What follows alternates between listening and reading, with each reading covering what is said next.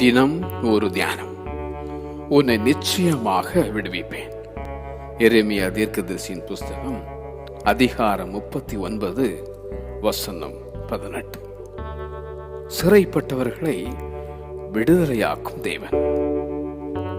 18 வருஷமாய் பலவீனமாயிருந்த ஸ்திரீயை விடுவித்த அந்த இயேசு குமாரன் விடுதலையாக்கினால் மெய்யாகவே விடுதலையாவீர்கள். கர்த்தருடைய ஆவி எங்கேயோ அங்கே விடுதலை உண்டு.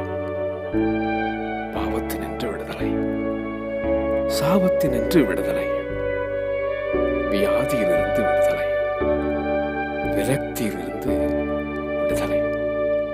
ஆபத்து காலத்தில் என்னை நோக்கி கூப்பிடு, நான் உன்னை விடுவிப்பேன் என்ற தேவன் உன்னையும் விடுவிப்பார். நீ அவரை மகிமையும் படுத்துவாய். உன்னை நிச்சயமாக விடுவிப்பேன். உன்னை நிச்சயமாக